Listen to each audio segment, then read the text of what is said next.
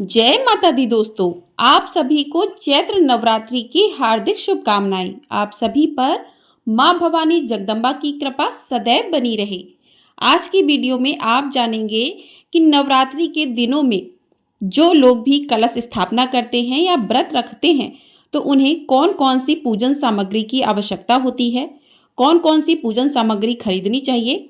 तो आप सभी लोग मेरे साथ जुड़े रहिएगा, वीडियो को पूरा ज़रूर देखिएगा।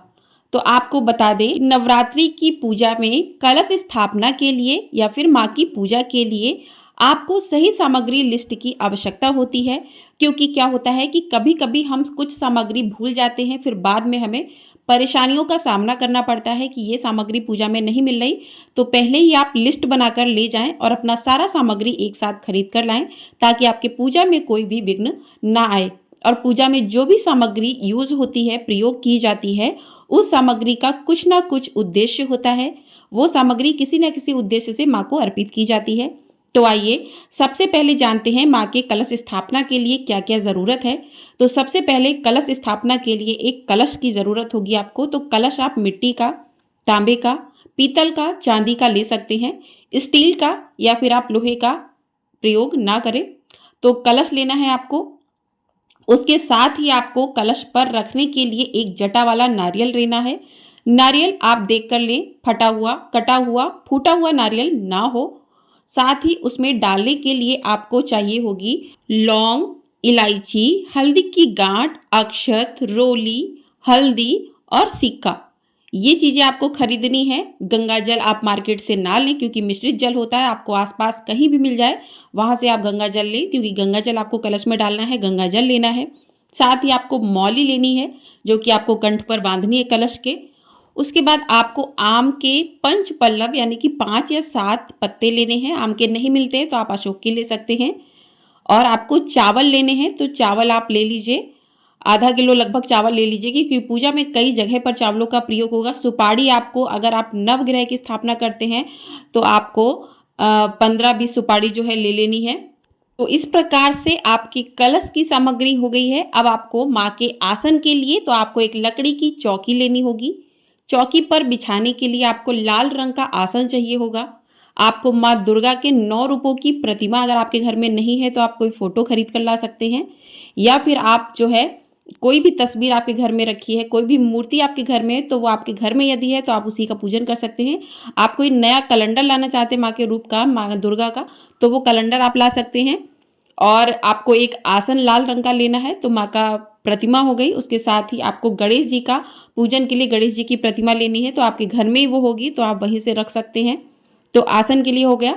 उसके साथ ही आपको एक मिट्टी का पात्र चाहिए होगा, जिसमें आप जौ बोएंगे, ज्वारे बोए जाते हैं। तो आप मिट्टी का एक पात्र ले लीजिएगा। उसके लिए आपको मिट्टी चाहिए होगी और जौ चाहिए होंगे। जौ आप 200-250 ग्राम तक ले सकते हैं, क्योंकि कुछ जौ खराब भी निकल जाते हैं। तो आपको जौ चाहिए होंगे, क्योंकि कहते हैं कि नवरात्रि में ज्वारे जितने अच्छे से निकलते हैं तो सुख समृद्धि उतनी अधिक घर में आती है। तो ज्वारे इसीलिए नवरात्रि में ज्वारे बोए जाते हैं। उसके बाद आपको पूजा के लिए सामग्री लेनी, हवन सामग्री के लिए आपको हवन सामग्री लेनी है। उपले लेने हैं आपको, कपूर लेना है, लौंग लेनी है, इलायची लेनी है, बताशा लेना है जो भोग में माँ को प्रसाद में आप अर्पित करेंगे, रोली लेनी है, हल्दी लेनी है, कुमकुम लेनी है, अक्षत लेने हैं आपको, मौली लेनी है, कलावा, जो कि आपको माँ को वस्त्र स्वरूप भी अर्पित करने हैं और पूजा में प्रयोग होगा। सुपारी, नवग्रह के लिए सुपारी, चावल चाहिए होगा। उसके साथ ही आपको भगवान गणेश को चढ़ाने के लिए जनेऊ चाहिए होगा। मिट्टी के दीपक आपको लेने होंगे। एक आप मिट्टी का पात्र जिसमें आप हवन प्रतिदिन डालेंगे, तो हवन डालने के लिए मिट्टी का पात्र चाहिए होगा। उसके बाद आपको पान के पत्ते चाहिए होंगे, जिस पर आप माँ को लौंग इलायची का बीरा माँ को देंगे। तो पान के पत्ते आपको 9 लेने होंगे। प्रतिदिन आपको माँ को जो है अर्पित करना होगा। और हवन सामग्री के लिए आप जो हवन सामग्री मार्केट से आती है उसको खरीद लीजिए। उसमें आप जो है चावल के तिल, बताशा, प्रसाद उसी में डालकर माँ को भोग लगा सकते हैं। उसके साथ ही आपको पंच मेवा लेनी है माँ को प्रसाद के भोग के रूप में लगाने के लिए। उसके साथ ही आपको माँ को एक चुनरी अर्पित करनी होती है। तो आप एक चुनरी ले लीजिए गोटेदार, और सुहाग की सामग्री ले लीजिए, चूड़ी ले लीजिए, बिंदी ले लीजिए, महावर, सिंदूर, 5 चीज़ें आप सुहाग की कर लीजिए। तो सुहाग का सामान लेना है। और आपको उपले लेने हैं हवन जलाने के लिए। उपले हवन कुंड लेना है आपको, माचिस लेना है, देशी घी लेना है आपको, और पंचमेवा जो है माँ को भोग लगाने के लिए पंचमेवा चाहिए होंगी आपको। आम की लकड़ी चाहिए होगी, जो आप अंतिम दिन हवन अष्टमी नवमी को किया जाता है तो आम की लकड़ी जलाकर हवन किया जाता है, तो आम की लकड़ी आप पहले से लेकर रख लें। कपूर आपको प्रतिदिन जलाना है तो कपूर आप ले लें, क्योंकि कपूर की माँ को आरती करना नवरात्रि में बहुत शुभ माना जाता है। और जो हम लोग हवन करते हैं छोटा सा, उसमें भी कपूर की ज़रूरत पड़ती है, तो कपूर ले लें। देसी घी आप ले लीजिए, अगर अखंड जोत आप जलाना चाहते हैं तो तिल, देसी घी अगर नहीं ले पा रहे तो आप तिल का तेल ले लीजिए, तिल का तेल से भी अखंड ज्योति आप जला सकते हैं। उसके बाद आपको चाहिए होगा दीपक जलाने के लिए आपको एक दीपक लेना होगा। दीपक आप मिट्टी के भी खरीद सकते हैं, अगर पीतल का आपके पास दीपक है तो घर में उस पीतल के दीपक का यूज़ कर सकते हैं। उसमें डालने के लिए आपको बाती चाहिए होगी, तो बाती आप बनी हुई ले सकते हैं, या फिर आप रुई लेकर घर पर भी बाती बना सकते हैं, तो रुई चाहिए होगी या फिर आप बाती ले लीजिए। साथ ही आपको धूप बत्ती चाहिए होगी, धूप बत्ती माँ के सामने मतलब लगाने के लिए, ताकि अच्छी सुगंध रहे, अच्छा वातावरण रहे घर में। और उसके बाद आपको चाहिए होगा फल, फूल, मिठाई।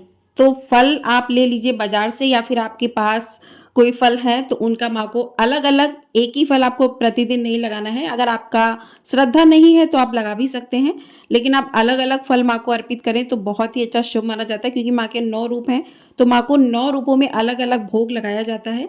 तो आप ज़्यादा नहीं हो थोड़ा भोग लगाएं। तो इस प्रकार से आप अलग अलग फल ले लें।